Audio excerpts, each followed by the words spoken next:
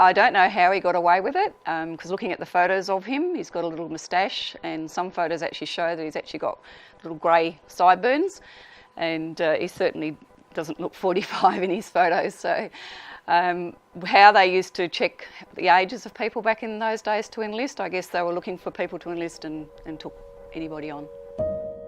Dear Elsie, I am writing this hoping you are all well at home and that you are still getting on with your schooling, and I hope you give your mother no trouble.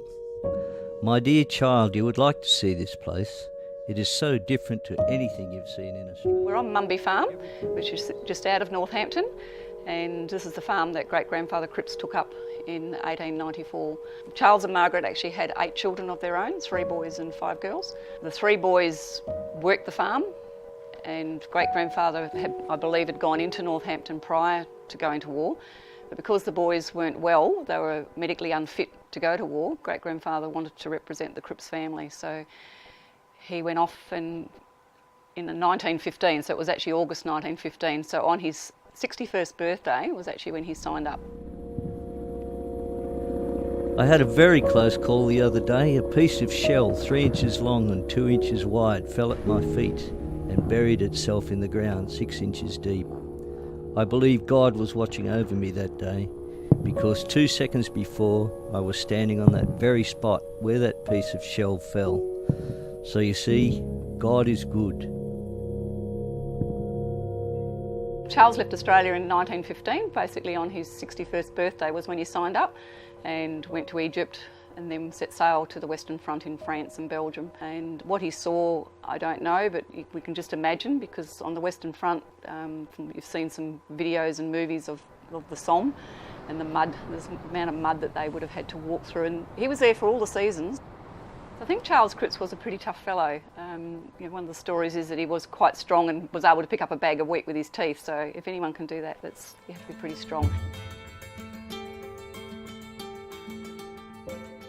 From what I understand, great-grandmother also worked on the farm as well, so she pulled her weight, and back then they didn't have the harvesters, and I've been told that she actually had one of those scythes, the scythe that used to go around and cut the wheat and everything down. So she pulled her weight and did a lot of work, as did the girls. There was the girls on the farm as well until they got married and left. And yeah, so all the boys would have all hopped in and done their bit as well and kept the farm going, because farms were quite important back in the war years as well, because they needed the food, and that's quite often why the farmers didn't actually get to go to war. They had to stay behind and keep the food coming in for the men on the front. I received your very welcome letter of August 6th and was pleased to hear that all were A1 at home. I also received several birthday cards from relations. Because Charles Cripps was over age, he decided that he needed to come home and come back onto the farm.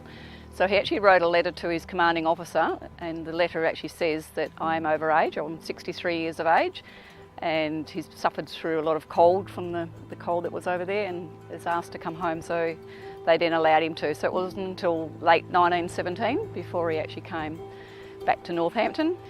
As the generations have gone on, and as I've done the family history, I believe that we're all very, very proud of our great-grandfather. The fact that we are now reaching the age that he was, when he went away to war. So we sort of start to think, wow, he went away at 61, that's really amazing.